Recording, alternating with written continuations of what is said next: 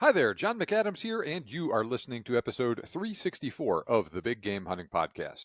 I have Gregg Ritz on the show with me again today to talk about the latest updates from Thompson Center.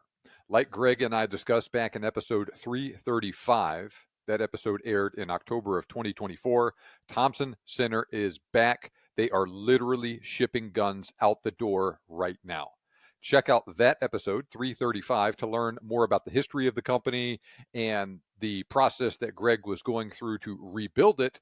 But now, right now, Gregg and I are going to talk about the stuff that is currently available from Thompson Center, what other products will be available later this year, and what is new with all of that stuff. Because, like we discussed, the folks at TC didn't just take exactly the same old stuff and start pushing it out the door.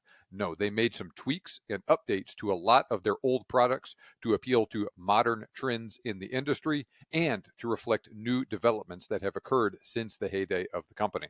Now, before we get started, make sure you are on my email list. If you like the podcast, you will love the emails I send out every weekday about hunting, shooting, ballistics, etc.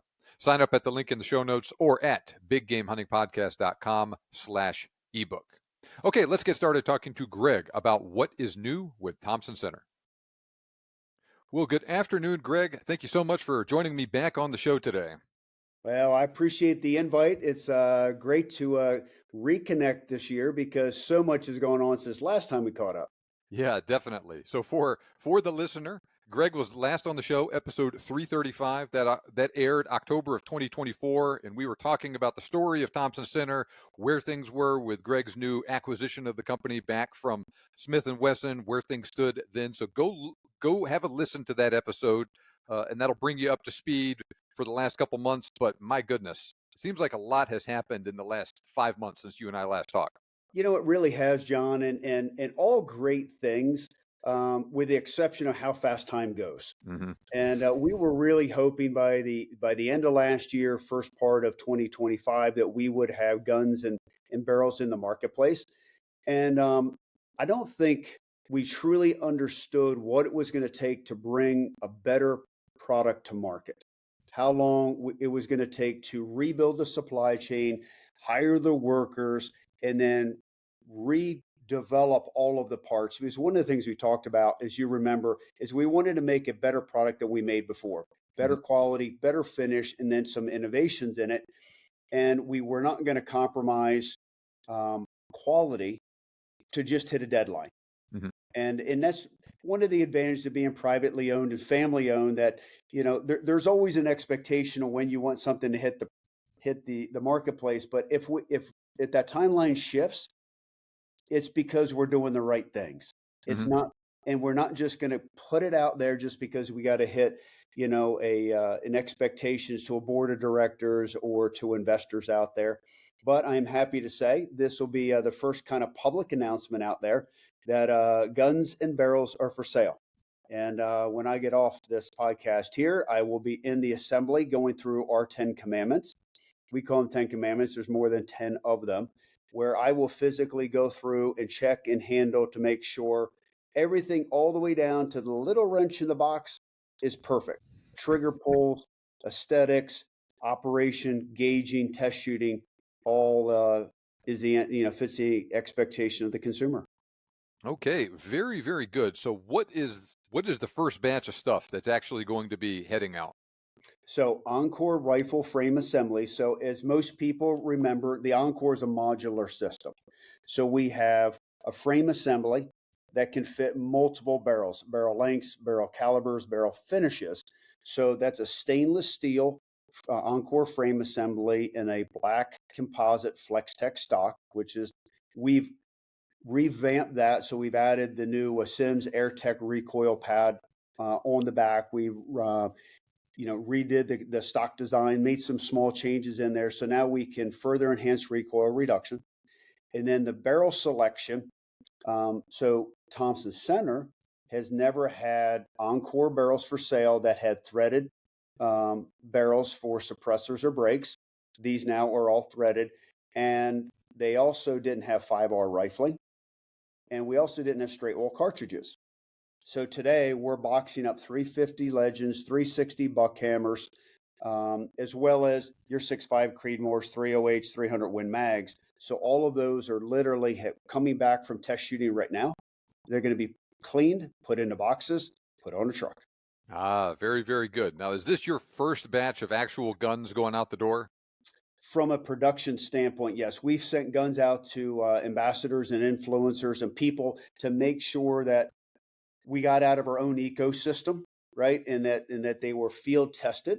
So other than limited batch field testing, this is the first product for sale leaving today, which is really exciting. And it's been a year in the making. We were hoping, as we talk, we were going to get something out a little earlier, but I will tell you, these are the best trigger pulls that we've had. This is the best product that has been made, to date by TC. Now, you talk about the Encore being an interchangeable modular design. So, a guy buying, for instance, one of these new rifles coming out, it's interchangeable with the old Encore barrels. Is that correct? Great question. So if a guy has a frame from 1997, that he will be able to put one of these new barrels on the frame, or vice versa. If he buys a new frame and says, "Hey, I really love the way that 25-06 shot back, in 2000 when I bought it," it will work.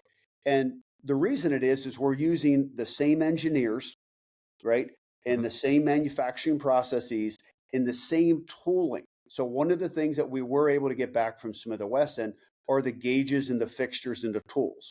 So when we created the design, we had taken into consideration how all the tolerances would stack up to make sure that everything we sold would work, so that these barrels and frames are going through the same gauging that they did back 15, 20 years ago. So we know they're going to fit. We know they're going to work. And it's really a better product than we've ever made. Mhm. Very, very good. So it's both better and it's backwards compatible with all the old stuff. My goodness, That's actually a great that's way to really say it. challenging, huh? Yeah, absolutely.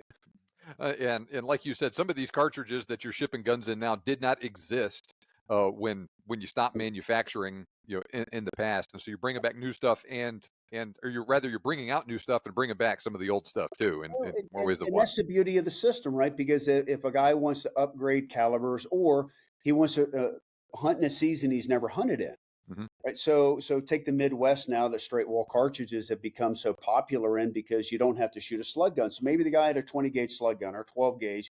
He doesn't want the recoil. He wants increased accuracy, longer range, but he really don't want to go buy a new gun because he loves his Encore. Or maybe the Encore's been sitting in the gun cabinet, and this gives him a reason to pull it out and buy a new barrel, and he can do that. But we've been having a lot of fun testing a new product as well, John. We did a velocity test. This was pretty interesting. So we took two barrels. We took a 300 Blackout, and we took a 350 Legend. Hmm. Shot them across a chronograph, um, and recorded that data, and the barrel length was 26 inches. Hmm. Then we cut the barrel down on the 300 Blackout to 16 inches. Well, excuse me, we went from 26 to 20, Hmm. and we wanted to see what the velocity drop was. We actually increased velocity by cutting the barrel down My goodness, on 300 interesting. Blackout, because it tells you it was so efficient. Now you have bullet drag, Hmm. and then we cut it down again to 10 inches, and we only lost 30 feet per second from 16 inches to 10 inches on a 300 Blackout.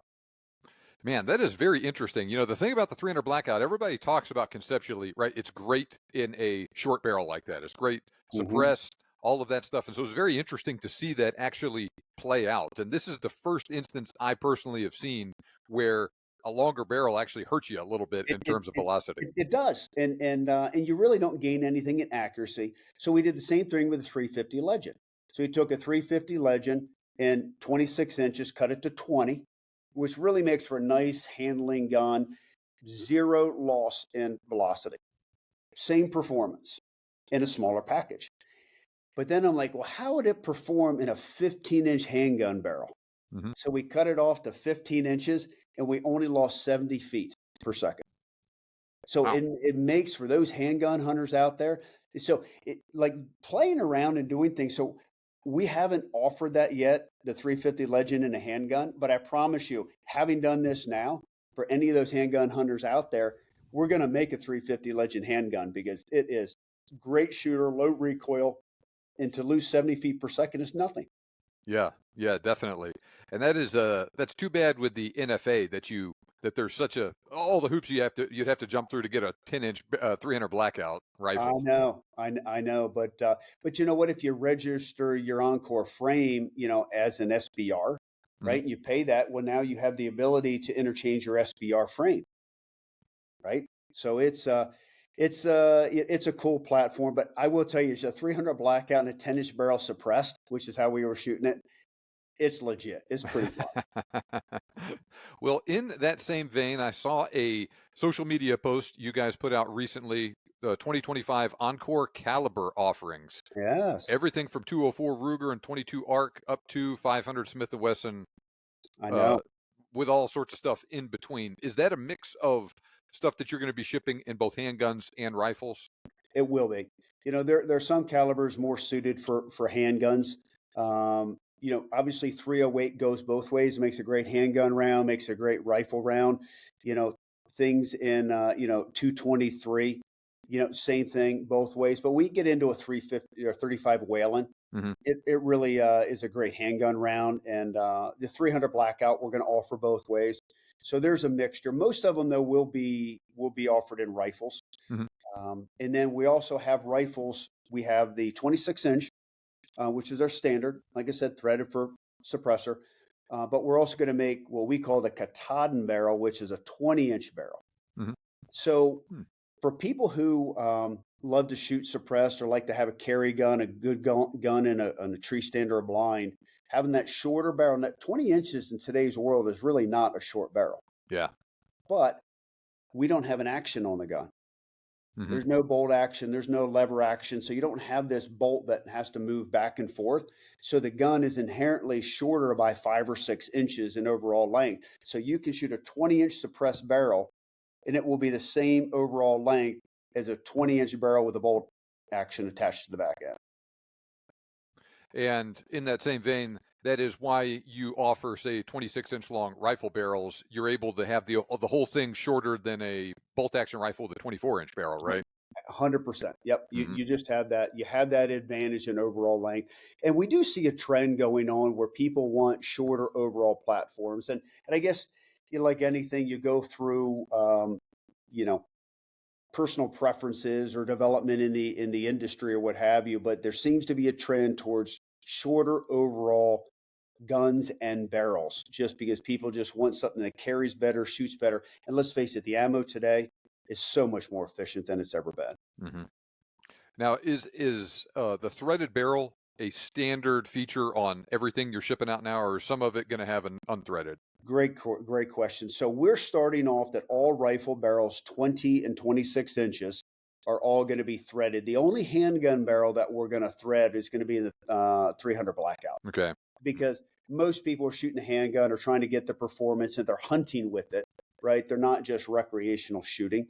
Um, and obviously with a handgun, you start adding a 5-inch can to the end of a 15-inch barrel, you're kind of getting towards rifle length. You're kind of taking away the disadvantage of shooting a handgun. Hmm. So those won't be threaded except the 300 blackout, but all the rest we threaded. Now I'm sure in the future we're going to do some that are not threaded, but we're putting on a nice muzzle protector, so or thread protector, so guys don't have to worry about the threads getting banged up on the guns. And we went with all SAMI threads, so bi caliber. Hmm. So they, because most people know this, you have basically three sizes in threads, right? You have your 223 threads, which are, quarter 28. Then you go, or quarter 24. Then you go 5/8 24, and then and step up into the 350 legends they're even larger in your thread pattern. Hmm. So whatever we do is compatible with all your cans out there. So this caliber list that you guys put out for the listener: 22 ARC, 204 Ruger, 223, 22 250, 243, 65 Creedmoor, 270, 7 Rim Mag, 300 Blackout, 308, 30-06, 300 Win Mag, 350 Legend, 35 Whalen, 360 Buckhammer, 400 Legend, 450 Bushmaster, 4570, 460 Smith & Wesson, and 500 Smith & Wesson. So you got a mix of old stuff and new stuff in there. A mix of straight wall stuff, Yeah. bottleneck cartridges, gosh, almost anything that you can think of in there. So that is a finalized list. You're building rifles and handguns in those cartridges, and some of them are shipping now, some of them are going to be shipping soon. Yeah, I would say between now and August 1st. So we have about 10 calibers right now that we're shipping. Like I said, the straight wall cartridges, the 308s, the 300 Win Mags, the 7 Mags, the 6.5 Creedmoors, those are all going out the door right now. And then the 460s, the 500s, the 35 Whalens, are going to be more towards the summer. So the next wave are going to be more your varmint cartridges, your 223, your 22 250, your 22 arcs, your 204 Rugers. Those will be next because people are going to want to start shooting coyotes here coming up, predator hunting, or just want to go plinking in the backyard. So, but by August 1st, all those calibers are going to be out there, and then from there we're going to continue to expand in caliber selection as well as barrel finish. Now we're going to start having blued barrels and Cerakote barrels, more fluting configurations. So the line is going to continue to grow. So rifles going out, handguns coming soon. What about muzzle loaders for the Encore? So great question. So muzzleloader barrels are going through bore work right now. So I'd say we're 3 weeks away from muzzleloaders on the standard muzzleloader. So the 50 caliber Encore muzzleloader with Speed Breach XT. Now we did make a last minute change on this gun, John. So we went through all this testing, and if you remember in our conversation before, on the Encore frame, the trigger, the sear, and the firing pin bushing, we nitride coated. So that way you get a much better feel for your trigger. And then it's also impervious to the elements. And then the firing pin bushing, if you're shooting a muzzleloader, you're not going to have to worry about corrosion because of the coating. So during this process, when we were shooting the muzzleloader, you're listening to feedback, people going, I love the Speed Breach XT, love breech plugs, but how do you clean it? I hate corrosion. So we went and did this test on nitride coating the breech plug. So now the new Encore muzzleloaders coming out will have a nitride breech plug. So you're going to have less galling, right? Because you don't have stainless on stainless now. You're going to have a better lubricity to the nitride coating. So it's going to come in and out easier. And it's going to be corrosion resistant. So that was a last minute improvement that we did. And we're also testing right now. When I say testing, I'm talking shooting the new Fire Stick. Okay, very good. Configuration. Now so that's already prototyped. So the first batch of muzzleloaders coming out is going to be a standard 50 caliber muzzleloader. You put powder in it, you put or you put the pellets in it. Yep. Down the line, you're going to have a version that can take the Fire Stick. Correct. And we're also going to have 45 caliber in the standard version as well. Both in the standard Encore, which is 28 inch, and then the Katahdin, which is 20, because there's so many more bullet options now in 45 caliber.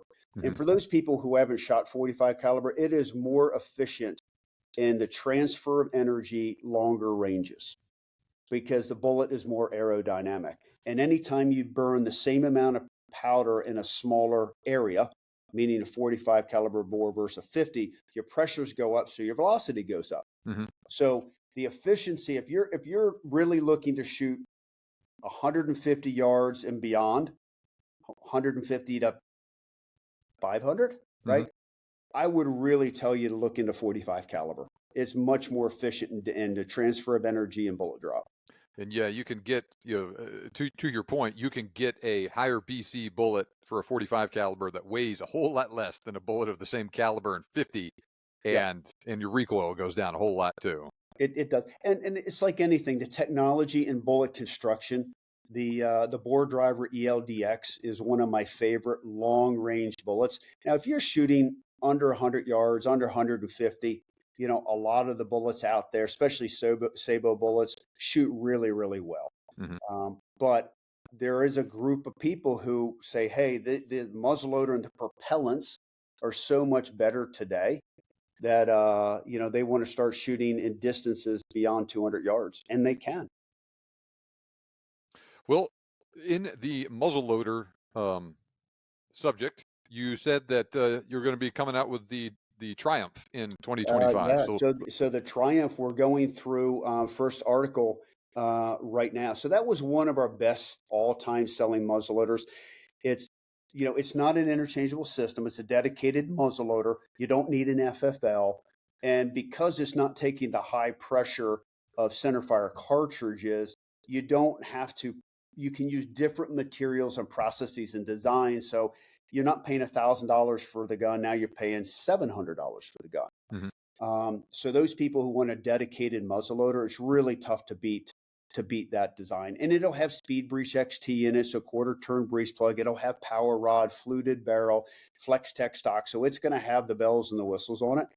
And but that's not going to be available to August, John. I mean, like I said, we're going through first article right now, meaning we're rebuilding what we built before to find out, can we make it better, and we're testing it. And but that's not going to actually hit full production until later in the year. Okay, very good. Well, in the list of things that you and I talked about was coming out soon, we had the Encore, the Triumph, the Icon, and the Contender G2. So take whichever one you want to next. Yeah, so the Encore pistol will be next, which is really just a different barrel configuration on the Encore. So that's an easy one, right? Mhm. A different caliber, different barrel length. Then the Contender is going to be coming out in that May, June timeframe, which is the little brother to the Encore, right? Mhm. Smaller, handier, definitely a great handgun platform. So we're just going to bring that out in blued walnut, right? Traditional Contender users, and that'll be out in 45, 70, 22 long rifle, 223, your common calibers, 44 mag, 357 mag.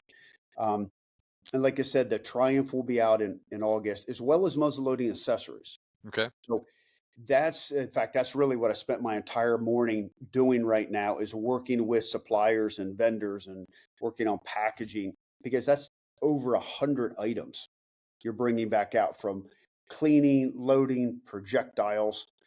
But the Icon, which originally came out, the bolt gun, in 2007, right? Mhm. And it was offered a medium action, long action, stainless, walnut, blued, various configurations, as well as a chassis model, the long Mhm. range rifle, the LRR.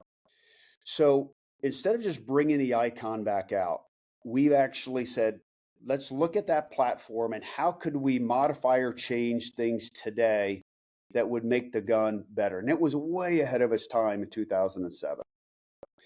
And we have a lot of patented features on this gun that integrated bases, integrated bedding block system. That incorporates the flat bottom design, the way the bolt track works in the full body bolt. But it's interesting to look at the new cartridges coming out. Let's say the 7 backcountry. Mhm. These are cartridges of 80,000 psi, and I know there's some gun companies out there that are chambering this gun, but they're really not changing their gun, Mhm. right? And that's for them to figure out on their specific design. But we know you need a very robust design because standard SAMI pressures were about 60,000 psi. Mhm. Now, proof test ammo is 20% higher, right? So 60,000 psi guns need to take 80,000 psi. 80,000 psi guns now have to take 100,000 psi. So when you look at that Icon platform with the full body bolt, the 3-lug design, the complete encased head, the T-slot extractor, that gun really was built for high pressure. We did it purposely. Like we had a little knowledge to where the industry was going. So we've already removed 3/4 of a pound out of the gun in weight, which is huge. We've redesigned the trigger on the gun. So the trigger is more user friendly. It's externally adjustable from weight, from 2.5 to 5 pounds, which is nice. You could always adjust it before, but you'd have to take it out of the stock. But the trigger is new. Like that one, top to bottom, was not. Well, let's just take what we did in the past and in 2007 and bring it. There's so much technology from Trigger Tech and Timony done today. Like there's some things that you could learn from them that we've incorporated here. And then the difference in manufacturing, like tooling available today and machines available, and what our investment that we've made, like we can now make things with tighter tolerances that we haven't done. Like we're going to have pre-fit barrels. So if somebody wants to let's say they buy the gun in 308 and say, man, I really want a 6.5 Creedmoor or something of that nature, they'll be able to swap the barrels out just by buying a barrel and threading it onto the gun. So that gun really got a complete makeover. So we're actually modeling it. When I say modeling, the gun's modeled on SolidWorks. We're actually modeling it in metal right now and cutting chips, and we'll have test guns here in the next 30 days. December shipment to the customer. I don't want to mislead anybody. It's going to be out by deer season. All right. Maybe for me, it'll be out by deer. Yeah. But it's going to be an incredible platform. You watch what we're doing here is going to change. So what the 700 did for the platform of bolt guns, the Icon body will be the new generation platform, that style. Promise you, without a doubt. And you're going to have a threaded barrel on it, of course, too, right? It'll be a threaded barrel. And we're going with, so chassis guns got a lot of attention, right? Mm-hmm. And rightfully so. So the Icon had a mini chassis, and we're making some modifications on that now. So even though you have a traditional stock design, wood, carbon fiber, composite, overmolded, whatever you want, there will be a chassis inside that stock. So when you put your receiver, it will go into a mini chassis, because that allows us to do things from an accuracy standpoint that other gun companies can't do with just trying to put your action into a stock. So there will be actually a molded chassis inside the stock itself. So the level of accuracy and performance will be greatly enhanced. And we're going to start with long action, by the way, because there's a lot of people, 7 PRC, 300 PRC, 7 backcountry, 277 Fury. I mean, there's a lot of cool cartridges out there that are all being considered in the development of this gun. So it sounds like you have not made final decisions on what your initial batch of cartridges is going to be for it yet. Correct, but but we're starting on the long action platform. The magazine was completely redesigned. The magazine latch has been redesigned. Then there's a tactical PRS model, which takes ASIC mags and paddle releases. So all of that has been modeled in. So when you think about building a platform, so we're not thinking about building a gun, John. We're thinking about building a platform. So when you have this whiteboard, which spans, if I turn my computer around and showed you, I'd probably show you too much, right? But the whole wall is filled with what the gun has to be in all shapes and configurations and sizes and cartridges. And some of this stuff is intel we have from ammunition companies of what they're working on, right? That hasn't been released to the marketplace yet. But our gun needs to be, compatible for those cartridges.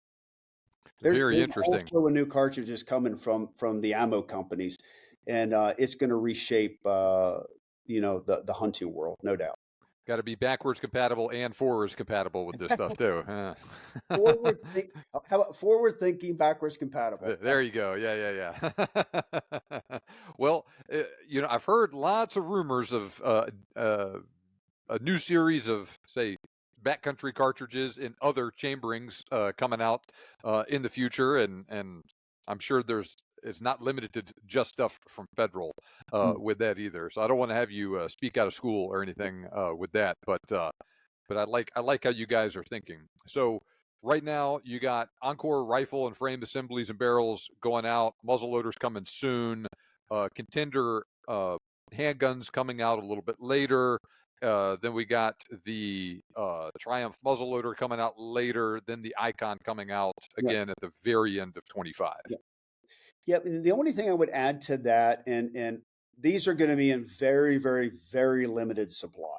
And Mhm. I'm apologizing ahead of time because most of the people who are going to listen to your podcast here are not going to be able to get one. Mhm. And it's just it's the fact of the timing of the season and all the balls we're juggling, right? And everyone has been so patient with us, and I'm so thankful they have, right? And because they've given us the moral support to continue to push through.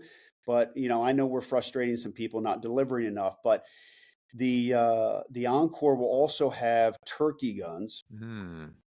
in 12 gauge. Okay, 20 gauge. That's cool. 410 gauge, got to have it, right? Mm. Mhm. And 410 gauge in a handgun. So we will have a turkey handgun in 410 compatible with TSS shot. So looks like Greg's going to be shooting a turkey with a 410 this spring. Greg and maybe about 50 other people in the country is about, so those will be in limited supply. We are partnering with the friends at Mossy Oak. We'll have some dips, some black. So for those turkey fanatics down south, right, who are head to toe bottomlands. But we're trying to make purposely driven firearms, things that are super unique to a very specific application, right? Instead of just making broad-based guns, we're trying to think everybody has their specific need. In the Encore, again, because it doesn't have an action. Think about a semi-automatic action. They're long, Mhm. right? You're carrying a lot of gun you don't need because on turkeys, most guys are not, waterfowl shooting turkeys, right? They're not bang, bang, bang, bang, Mhm. right? It's one precise shot because the ammunition is so good today and the optics are so good today, and the choke tubes are so good today. People are shooting turkeys 40, 50, 60, 70 yards, depending on how they've sighted the gun in. So we are going to have a limited run of turkey guns in April. And I know we should have them out now. I get it, right? They're in production. But I would say that would be the only other thing we haven't talked about is just, having a truly authentic turkey gun will be coming out here in April. You guys have a very interesting opportunity with the company kind of going away for a while and things hitting pause, and then you bring it back. And as you bring things back, you can modify it and tweak it for uh, different things coming down the line to adjust to the market now versus where it was 20 years ago, all that stuff. Well, I mean, right, and that's a great point. Look at how things have changed, like TSS on the shot, right? It Hmm. has changed the turkey world, you know, and now people can carry less gun, carry smaller calibers, but be just as efficient as they were, with their old Mossberg 500, right?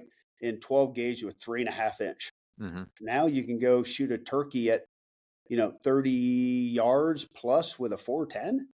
Like that's pretty, and kill it stone dead. So it's fun, and again, we don't have to go run 20,000 of a specific unit to be successful here. So we just want to build high quality, low batch guns that are super specific to certain user groups, and then we're going to listen. And if there's new cartridges, and if people want new configurations, then we just go build what they want. So that is a lot of stuff going on in 2025. Yeah. But that's not all that you guys have on your plate. And you have other projects that are coming down the pipe for 26 and beyond, right? We, yeah, and those there's some big whiteboard projects right now for 26 and 27. I would say 27. There are some really wow guns. When I say wow, like we never built them. The marketplace isn't considering them, and I not that I want to lose 2 years of my life and jump ahead, right? But I certainly don't want people to think that we're just trying to modernize what TC was in the past. Hmm. That there's complete new platforms, all hunting based. That's who we are. Um, and you know that are going to have that gotta have mentality. People are going to see that and be like, you know, TC just crushed it on this one. I got to go buy it. So, and we're going to layer all those in, but we're going to stay true to the hunting world. Whether it's muzzle loading, handgun hunting, or centerfire rifle. You have mentioned in the past that the Hawken is coming back, right?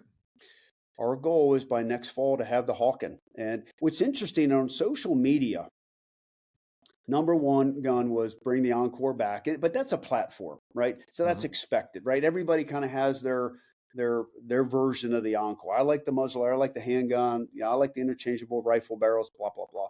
The second was a Hawken, which Wow. truly surprised me. Truly surprised me how many, and I'm talking thousands of people. I'm not talking a couple hundred comments. Hmm. So that one is kind of a nod to our heritage.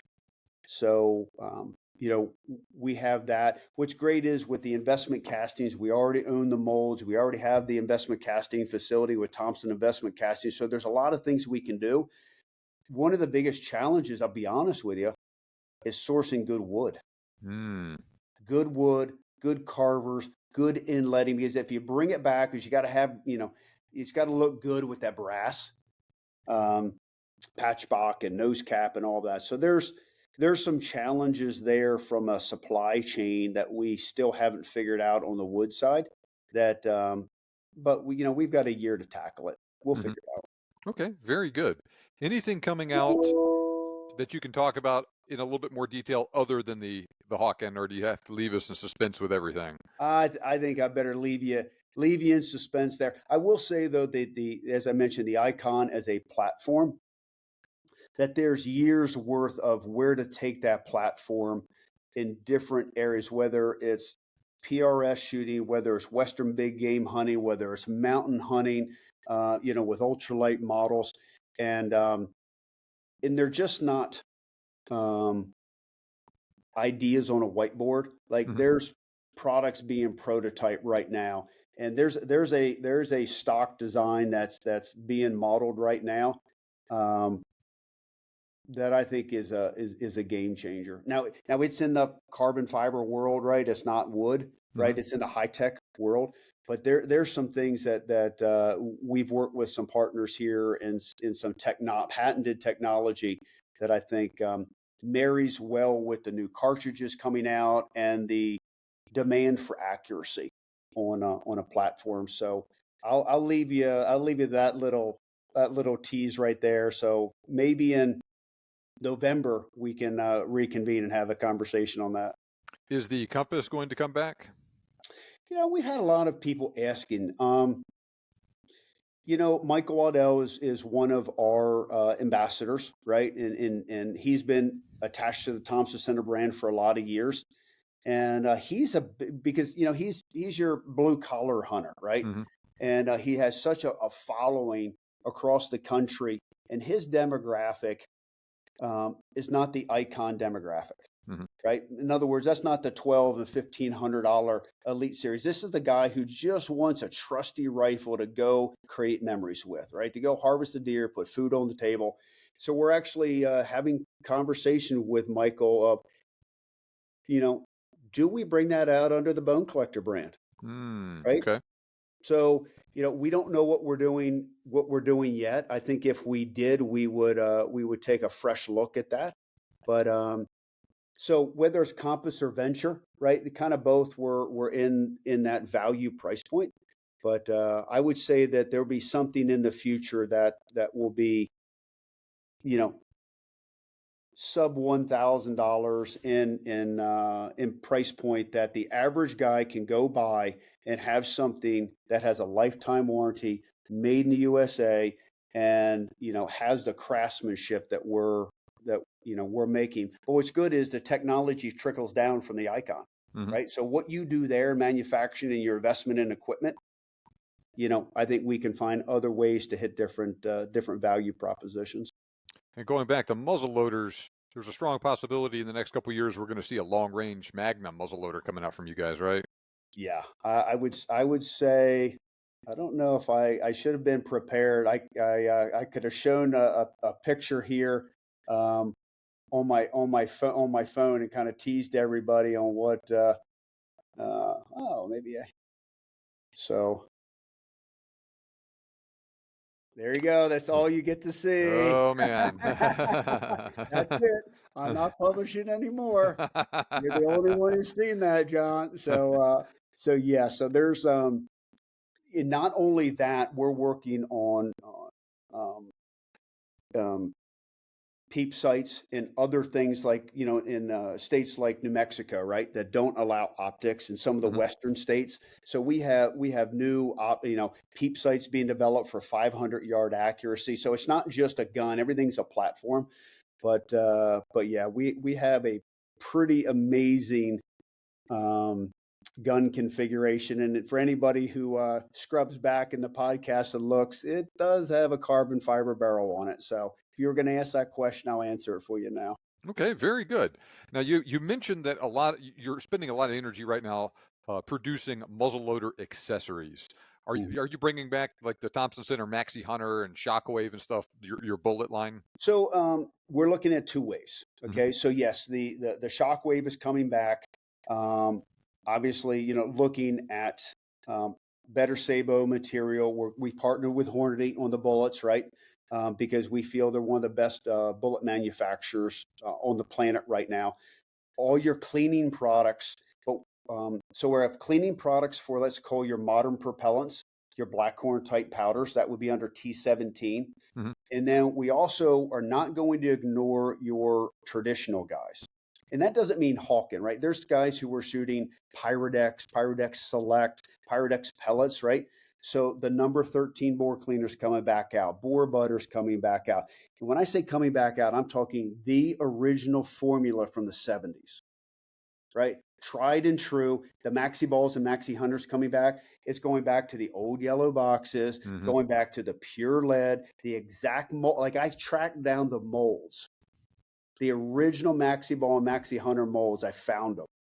So those and because there's a lot of guys out there who their guns are sighted into that. They worked for years. They don't want to be extorted on eBay paying Hmm. $100 for a box of bullets like they had in the past.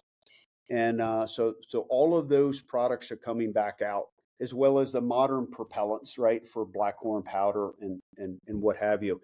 And it's a lot, but I've got a great team working on it, right? I mean, I get to sit in front of you and talk about it, but it's really the people, it's the engineers, it's the designers, it's the product, guys in product engineering, and all the way through the accounting department, right? Everybody here is focused on making TC what it used to be. Wow, very, very good. I still have a tube of that old yellow boar butter and some of the your old bullets with the boar Yep, butter and the hitting in the grooves on the groove. side. Yep, Yeah, yep, yep. very, very good. All that's coming back out. Will, before we move on to our final question that you and I talked about, anything else you want to say regarding the developments at Thompson Center in 25 and where people can go to learn more? Well, certainly follow us on Instagram and Facebook. There's on Facebook as well. There's a TC community page. Hmm. Okay, so and there's like over 13,000 people on it already. So for people who just want to interact in the community, right? I really encourage them to look at that. YouTube, we put up videos every week just to keep people um, up to date. So I think that's the best way to communicate with us. And please DM us. And I know the lady who handles our social media, is probably cringy when it's saying you're asking more people to DM us, but we do take it serious, and she and I sit down on a weekly basis. We go through everything. We try to answer every question. So I want to make sure that people know that we are accessible, right? That there's people behind the brand and behind the company who care, and we're avid users.